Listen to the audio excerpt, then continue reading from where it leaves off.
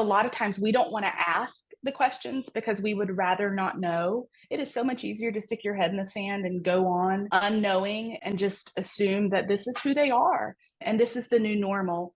But I think if you will allow yourself to ask the hard questions, you will have the power to do the hard things. And the hard things are seeking advice from people like you, getting your child the resources they need. And if they aren't available, doing something about it.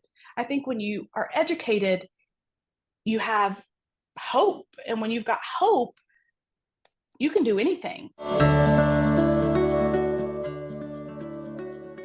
Today's episode might be one of the most special and emotional podcasts I've ever recorded.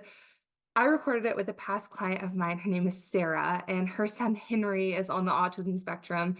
I started working with Sarah and Henry in 2020 at a time when Henry was eating very few foods by mouth, had just gotten a feeding tube placed, and was having some really big symptoms and behaviors that Sarah was just feeling in her gut. That wasn't the Henry that she knew. She knew that he had to just not be feeling his best. So we did a lot of work together, a lot of investigative work to do labs and figure out what was going on inside that was just making Henry not feel well. After this work together, Sarah said the light came back in his eyes, and it's just a really incredible story to walk you through how we supported Henry and where he is today. And since working together, Sarah started her own child-led play-based therapy center called Ready, Set, Grow, and a We Rock the Spectrum inclusive play gym in her town of Bristol, Tennessee. Sarah is just one of the coolest people ever, and I just love her so much. And I just loved being able to get back on a call with her. This is a really special episode to me, and I can't wait for you to listen in. Hey everyone, thanks again for joining me on another episode of Nourishing Autism. I am so excited today because I feel like I'm catching up with an old friend, but also I'm talking to a past client that I got to know really well over the time that we worked together, and that's Sarah. Sarah, thank you so much for being here. Thank you so much for having me. Of course, we talked a lot before this episode, and I was like, I can't talk to you anymore because we are going to go over everything that we're going to talk about in the podcast. But Sure. I'm excited to get an update on Henry. But I first want to know, I want you to tell us all about you, what you do, and about Henry. Oh gosh. First and foremost, I'm the mom of a very vibrant 7-year-old little boy, Henry, wife to an amazing, incredible husband and father and all the things. And then I'm also a business owner. So we have some commercial real estate that we own. And then I opened a We Rock the Spectrum in Bristol, which is an inclusive play space for children of all abilities. And that was in 2022. And then in 2023, I upped the ante by opening a pediatric therapy center that is child-led and play-based. We're currently offering occupational and speech therapies. So amazing. Well, first of all, I cannot believe that Henry's 7 because that sounds outrageous. You and I Right? connected when he was 4, maybe? I think he was 3 because we had just gotten on the cusp of the waiting list for preschool. So almost 4, but yes, he's little. Cannot believe that. And I remember at the time you were talking about all of these things. You're like, I really want to open this We Rock the Spectrum. I really want to do X, Y, and Z. And so it's really cool to be able to see like you did it. You're doing it. You're kind. I think a mom on a mission is pretty powerful. And I recognized very quickly after Henry's diagnosis that our resources here, while the ones we do have are great, there aren't enough. And so I'm just, really a firm believer that you can complain about something or you can do something about it. I'm not a clinician. I just happen to, meet the right people at the right time. And they also said yes to the mission. So it's exciting to see it coming to fruition and to see these kids making so much progress and then having a space for them to play where everybody gets to be together it's quite rewarding. That's so amazing. And I will say too, We Rock the Spectrum is across the US and you own the one in Bristol, Tennessee. That's correct. It is Dina Kimmel, the founder, started in California, and she has 153 locations in 8 countries now, and it's growing leaps and bounds. I think we were the 3rd in the state of Tennessee, and now, gosh, I mean, they're just popping up everywhere, which is wonderful. So yeah, it's exciting. And Bristol's the easternmost tip of the state, and we border Virginia. So our friends on the Virginia side also get to enjoy our facility as well, which is a lot of fun. So cool. Yeah. Well, so let's dig into Henry because I, first of all, can't wait to get an update on him. But I also want you to walk us through Henry's nutritional journey because I think it's a very interesting side of nutrition. And I think that a lot of parents who have children with ARFID and maybe have nutrition support as well would really benefit from hearing his journey. Well, I feel like our journey is still evolving. So to start all the way back at the very beginning, Henry was typically developing in all the ways. I mean, my pregnancy was magical. His birth was, I mean, truly magical. Nursed for 22 months. That was I know. a feat. Months in, and I'm like, oh, that's amazing. A feat. Well, I mean, let's be honest, it's convenient too. But he was great until he developed colic, and he got colic a little later than I think most babies do. So that really, in looking back, had I known what I know now, I might have clued into maybe there being some digestive or gut issues. But I didn't know. I was a first time mom. And so we kind of transitioned through that. And then he would eat all the things. I mean, anything we put in front of the child, he ate, especially fruit. I mean, he loved fruit. And so slowly but surely, I started seeing these foods kind of die off, for lack of better words. He would love something one week, and then my husband would go to the grocery store and buy out the whole aisle. And then he would decide that he didn't want to eat that anymore. And we went through that for a while. And then we got his autism diagnosis. And so then things started to make sense. That was 2019, And summer of 2019. how old when He was 3. So, or almost 3. I take that back. He was almost 3 because he would have been 3 in November. And so we started just kind of noticing things. And I'll circle back to say, as I said before, Henry was very typically developing. And then we had 105-degree fevers for 5 days. He ended up with something called roseola. And my child's never been the same since. And so that was early spring, March timeframe. And then by July, I was asking to see a specialist because I knew something wasn't right. I just didn't know what it was. We're older parents. He was an only child.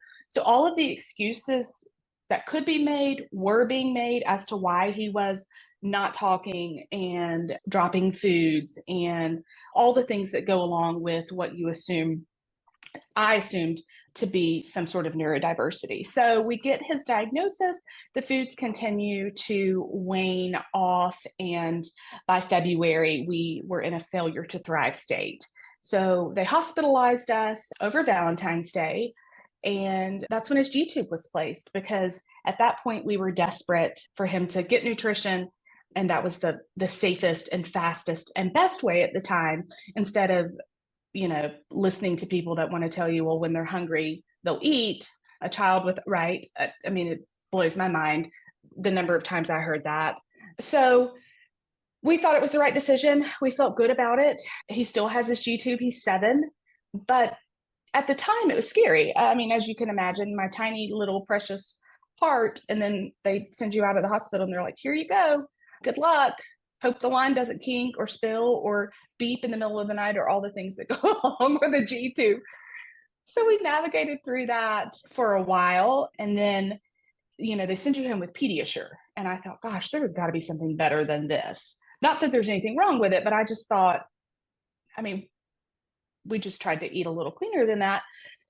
So fast forward, we got on Kate Farms, and we were on that for a while, and he was responding really well. Well, then, I thought, well, wonder if instead of bolusing him, because that's what we did, we got away from the kangaroo pump that just pumps, continually through the night, or you'll see a lot of kids wearing backpacks with them, so they're being fed continually throughout the day, because he was still eating a few things by mouth, Apple Jacks being one, Cheerios, very dry, very crunchy things.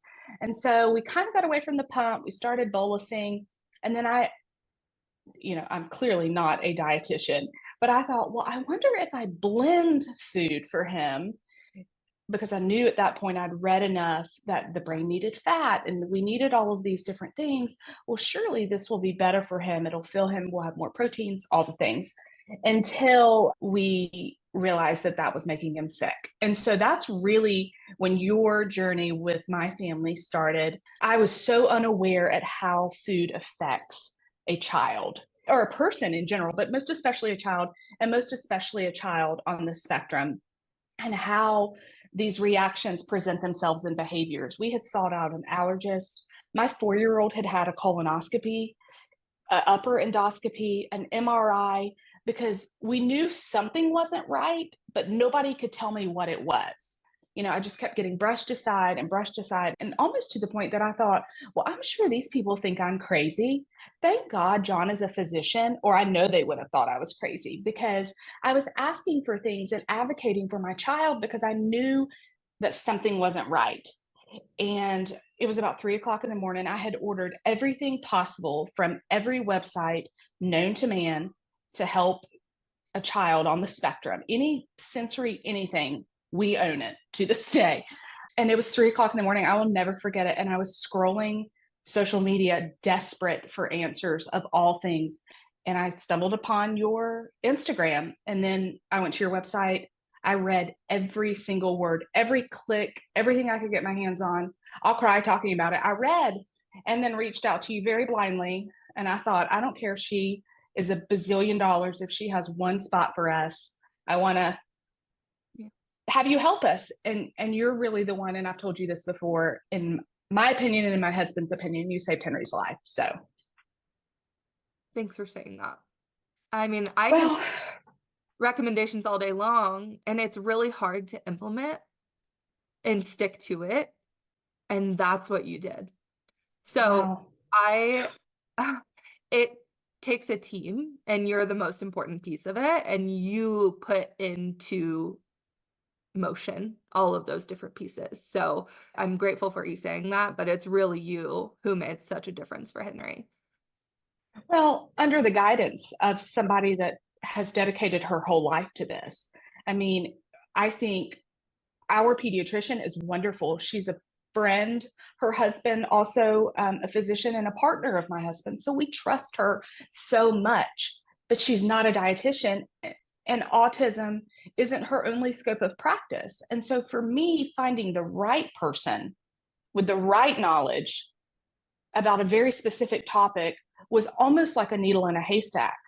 And so for me, in my opinion, and I'm not just saying this because we're having this podcast and this conversation, I think nutrition should be, everyone wants to say when a child is diagnosed, they go through, oh, they need this therapy and that therapy and on and on and on, which they do. And that's wonderful. But they also need to make sure that their little bellies are in the right order, doing the right thing, because that gut-brain axis is so real. I mean, my son is living proof that when it's off, the whole day is derailed. So totally. And I think that's a really great point, because we have so much research to talk about how much the gut and the brain are connected, and we can talk about it all day long, but actually seeing the drastic change. Okay, so I'm digging back into some of the work that we did together, because I think people will be like, okay, well, what happened? Like, right. What kind of progress did you see? And I remember, we worked on how to expand, Henry's diet and help him feel more comfortable around food. But if I remember correctly, one of the biggest things that we did together was the food sensitivity testing to figure out what he was sensitive to. And it was a long list of things. Yes, a million. I cannot tell you how many times I tell people to get in touch with you, have their physician order it. I don't care, go to Europe, whatever you got to do, because that to me was the key piece. We started with the stool sample, and I will never forget you telling me that I needed to collect Henry's stool and mail it off or whatever. And I thought, right, my 4-year-old autistic son, I'm going to collect his stool. Okay. we sent that off, which told us, it was see me taking that to the post office. That was fun. That was one piece of it. And that told us a lot about his gut bacteria in and of itself. But the food sensitivity test was the game changer. Henry was eating Apple Jacks I was bolusing. My precious father-in-law was grilling salmon every single week and bringing it to us to blend for Henry because it's such a great fish. And we were putting cottage cheese and all these fats and all the things that we thought were great. And then we get those results back, and it was like Henry's number one allergy or sensitivity was apples. And then salmon. And then all these things were on the list. And so dairy being a big one, obviously, here we are with the cottage cheese. And so this is where the feeding tube really was such a blessing, because we were able to eradicate his diet. And within 72 hours, my child was different. The head banging stopped, the incessant screaming stopped, the inability to sleep for extended periods of time, just all the things. And so for the first time, I got to know and see my little boy in a happy, healthy state. And it was incredible. Not to say that we don't have hard days, and not to say that a lot of the behaviors that the food sensitivities attributed to didn't have to be remanaged or redirected or unlearned because they had been going on for so long. But he was a different kid. It was, the light just came back in his eyes. So, And here's the thing too, is that all behavior is communication. And sometimes, a lot of times, that behavior is communicating, I'm uncomfortable, I hurt. And it's really hard to decipher that whenever a child can't say, hey, my stomach is really hurting, or hey, I have a migraine, and so I'm going to hit my head because it takes away the pain for a second. right. And so I remember when we were sitting down, I was like, I hate that I have to tell Sarah that we have to stop this salmon and like all of these things that are so good, right? Have so much protein, so much fat, like all these great things. And I remember us just like, I think it was silence. And we were just like, okay, next steps. But what is really unique about what you're able to do with his YouTube is you can change his diet overnight. That's Correct. really not the reality for a lot of families, especially for kids who do have really limited diets. We're not able to make those kind of changes. So it was really drastic and really interesting because I had never worked with a family who was able to make literally the overnight changes. And so it was really amazing to be able to see that. And so thanks for sharing all of that. I think that's amazing. So after you took those foods out of his diet, we continued also talking about food. You also reached out to get support with feeding therapy and expanding his diet there. Can you share some of what that looked like and what the lasting changes were on his nutrition as you explored that? Really for us, the feeding therapy locally came about when we saw a developmental pediatrician at UVA, and she very pointedly said, your son has ARFID. And I was like, he has what? I'm sorry. Here I am thinking, we have yet another diagnosis. What is this? And so at the time, we just nodded politely, like, I don't know what she's talking about, but okay. And she recommended feeding therapy. And I was like, well, of course we need feeding therapy. And so the more I dove into learning about ARFID and learning that, and let me back up to say, Henry is a GLP, which is the Gestalt language processor. So he speaks in scripts. When we first started working together, he was very much stage one, which is, babble, heavy intonation, melodic sounding phrases. The child has always loved music. And so getting back to him not being able to tell me that his head hurt or his belly hurt, you're absolutely correct, because he did not have the script for that. I wish in hindsight I'd known he was a GLP at the time, because I think it would have changed everything, but you don't know what you don't know. So when a child can't communicate, and the only way they know to get you to pay attention or whatever was to stop eating the foods, to start dropping the foods, which then becomes this psychological disorder, because he is terrified that whatever he's going to put in his mouth is going to make him feel like it once made him feel when he couldn't tell me how it made him feel, if that makes sense. Mm-hmm. And so teaching him, and I want to use the word unlearning, because he had this behavior that was so learned and so rigid, especially being a child with autism, that undoing that is, I mean, you almost have to know Morse code. And so the feeding therapy was slow going for us because she could not communicate with Henry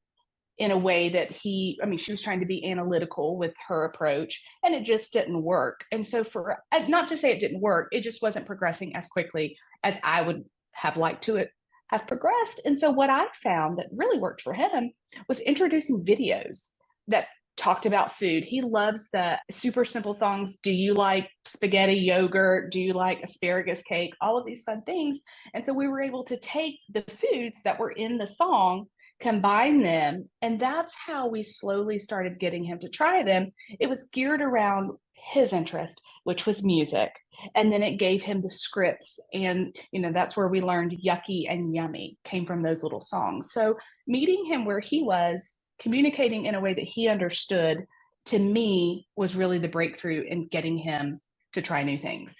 And you were the person who taught me about Gestalt language processing. I remember you talking about it and you're like, I have figured this out. This is Henry. And I was like, oh my gosh. And actually, so you told me about Katya from Boho Speechy, and she's actually coming on the podcast in a few weeks. So I love her. yeah. Love her stuff. I mean, she's so spot on that I even have my therapist follow her, even my OTs, because we have some friends in our clinic that are also GLPs. And I'm like, listen, if you guys want to just blow this wide open, learn the scripts of these children, work them into your treatment plan. I mean, and these children are soaring. It's amazing. Once you connect and you figure out whether or not they're a GLP, it's a game changer. And I learned about it from reading the book Uniquely Human by Dr. Barry Prezant. That book changed my life. It changed the way I viewed my son. I bought so many copies. I gave them to all of our family members. I have it, here in the clinic. My staff is passing it around currently because it was the first book I read that I felt like was written about my child. Yeah, I'll have to link that book. I haven't gotten to read it yet, but I've heard so good of it. Yeah, that's so amazing. I remember when you were kind of breaking down some of his scripts. I remember there was the one about the Canada geese. For some reason, that always just sticks in my head for him. And I always think of him when I hear that. I'm like, oh, Henry. But I remember, I believe it was when your husband got home is when he would say that script. And it was excited to see your husband. And he also used to take him to feed the geese, right? Correct. They still do that. The child is still obsessed with geese for whatever reason. I will have to send you a video of him chasing geese. I'm terrified of them. Yeah. He loves them. But you're right. He would say, Canada geese, mate for life. And that was from a little video that he had heard and watched or whatever. But you're correct. My husband did take him to the park on Saturday mornings. They did Datter Day, or they still do Datter Day. And that was something that he associated with his daddy when he walked in the door. So that is so sweet. I'm not sure why that always just stuck in my head. I think because it was funny thing. There's so many. I know he also talked about his flanky, his blankie. I still remember that. And sometimes so sweet. Sam, because he sleeps with a little blankie. And I'm like, it's your flanky. And I always just think of You're so sweet. Yeah, we've upgraded to 20 flankies now. So we have to have all the same brand, all the same textures. He doesn't, need them outside of bedtime. But yeah, that's so sweet that you remember that. He's a lot of the same and then so different as well. Thinking about Canada geese and the things he would say when his daddy walks in the door. And now he talks so much that sometimes I am like, I remember praying for these days, but I also need you to be quiet for 2 minutes, please. I cannot hear myself think, so. Okay, tell us about that. So do you think that uncracking the code with GLP is what really helped expand his language, or what do you attribute to the huge growth in language? 2 things. I think getting him well, so that he is healthy and he is well, was the game changer. And that's where you came in. I mean, and that's why anybody that knows me, and I've said earlier, you saved his life, because I just think about, and I struggle, Brittyn, to watch videos of him during that time frame or to look at photos of him during that time frame, because it was so hard, because everyone around me was telling me that his behaviors were defiant he's defiant, he's a brat, he's an only child, he's this, he's that. He was in intensive therapy and that wasn't working. And, I felt like a failure. And parents often don't talk about the grief side of autism and the heaviness that goes in with raising a neurodivergent or a child with a neurodivergent brain. It's hard, and no one wants to admit that it's hard. And so I think getting him well was the first step. The second step, learning how he communicates, instead of being analytical, everything is his little brain is whole to part instead of part to whole. And then implementing an occupational therapy treatment plan for him that is very sensory heavy. Henry needs a lot of input. And so figuring out what works for his little body so that he can get regulated has really been the game changer. And so he feels good. He knows he's heard and understood, and then his needs are being met. It has really, it's changed his life. He's learning to read, and we have chosen to homeschool for various reasons, and he is soaring. The child is a whiz in math. It blows my mind. It's so comforting as a parent to know that in the darkest days when you and I met, I can sit in front of you now and have a conversation and tell you he's going to be just fine. He's going to be something someday that is going to make all of us just look back and go, that was really hard, but look at you now and look what you're doing and look at the ways you're changing the world. I feel it in my soul. He's going to be just fine. And I think that's really, really encouraging to hear. Whoever's listening to this episode, there are probably a lot of people who are where you were when you were getting started and just like, which way is up? What are we doing? What kind of therapies are we starting? How do we move forward? And also pushing back against people who said, well, he'll just eat when he's hungry, or you don't need this. He's fine. I think that your story is really encouraging to those people who are there right now. Well, I think I asked the question why a lot when I first stumbled upon your page. This is the honest truth. I was beating my fist in the floor, crying out to God, begging for answers to save my son, to help my son, whatever. I would have given anything I had, any amount of money, cut my body in half, let me go help him, all the things. And when I walked in a We Rock the Spectrum for the first time in March of 2022, I was in Dallas, Texas, visiting my in-laws, and my sister-in-law said, we need to go in here. And it was as audible as you and I are talking. I heard, if I had not put you through what you'd been through, you wouldn't know how to help the people you're called to help. And so I think as hard as those days were, as hard as having a child with autism and ARFID as GLP is, it has taught me so much about myself, my son, my strength, my weaknesses, and then how to help other people. I have so many parents that either come in the kids' gym or even come in our therapy center, and you can just tell they're broken, they're tired, they're just lost, and they're looking for hope. And so to be able to share with them personally that I too have been exactly where they are, and I've got all the hope in the world that their child will also be just fine, that is incredibly rewarding. Wow. I'm having a hard time sorting through my thoughts right now, Sarah. I think what you've shared is incredibly powerful. And for parents who are just now getting started, what kind of advice would you give to yourself 4 or 5 years ago when you were first getting started? Ask the hard questions. There are going to be things that you don't want to hear. No one wants to hear that their child has a disability, a sensitivity, a neurodiversity of any kind. I don't care who you are. And so a lot of times we don't want to ask the questions because we would rather not know. It is so much easier to stick your head in the sand and go on unknowing and just assume that this is who they are and this is the new normal.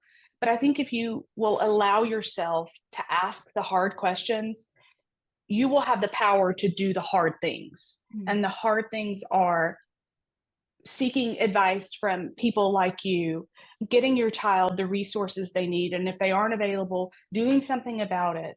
I think when you are educated, you have hope. And when you've got hope, you can do anything. And so for me, I would just say ask the hard questions. If you think the least little thing is off or different, or you're just curious, ask, because you're better for knowing than not.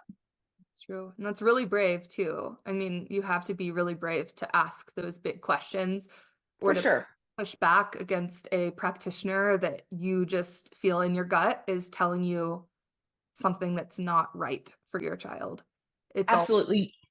You know your child better than anyone else. And I think dads are amazing, but a mom knows. A mom knows her kid. A dad knows his kids, but parents know. You know when something isn't quite right. I mean, again, I told you Henry was typically developing, and then he wasn't. And I knew something was wrong. And so I unfortunately did the hard thing. Not unfortunately, fortunately did the hard thing. And unfortunately heard something that I didn't want to hear. But John and I, we allowed ourselves to grieve Henry's diagnosis for 1 week. And I think that would be the other thing I would tell parents is that it's okay to grieve some during the process, but you can't sit in your grief. You got to move on and do what's best for your kiddos. So we grieved for a week and then we got to work, and look at him now. I mean, he's incredible. And I think that's really healthy advice. You're allowed to grieve and love your child for who they are. You are allowed to do both, and it doesn't make you a bad parent to grieve. And I think that's a normal biological process to be able to grieve through the life that you expected for you and your child too. And then you're able to say, let's move forward from here. So I think that's really, really amazing insight. Thank you for sharing with us. And this is all very vulnerable to share. So I really appreciate you taking the time to go through this. And I know that you're giving a lot of parents hope for being able to hear the progress that you made with nutrition, the brave steps that you made. I mean, it's very inspiring. So I am really grateful that you took the time today to share that with us. Well, I am forever grateful for you. You know how much our family just adores you and trusts you. And this has been a real honor, and I'm extremely grateful. Thanks, Sarah. Well, hopefully we finally get to meet in person at the end of the year in I'm Nashville. excited. Yes. I would love to, and get to, oh my gosh, if I got to meet Henry, I think I would explode. I just think He's pretty cute. the cutest, coolest kid ever. Yes. I mean, enough today where I seriously think about him often, and the Foinky. I always think of him. I love that. Oh, we'll maybe have to send Sam Wanky that, one of Henry's, not one of his, because we know better than that, but one like his. Yes. Oh, that's so sweet. Well, Sarah, thank you so much. I'm going to share details on where people can also find your We Rock the Spectrum in Bristol and connect with you and your therapy center as well. I'll put all of that in the show notes, because for people who are in your area, these are incredible resources to be able to connect with. So thanks for providing that kind of space for parents as well. And yeah, thanks for being here. It was good to catch up. Thank you. Same. Thanks, Sarah.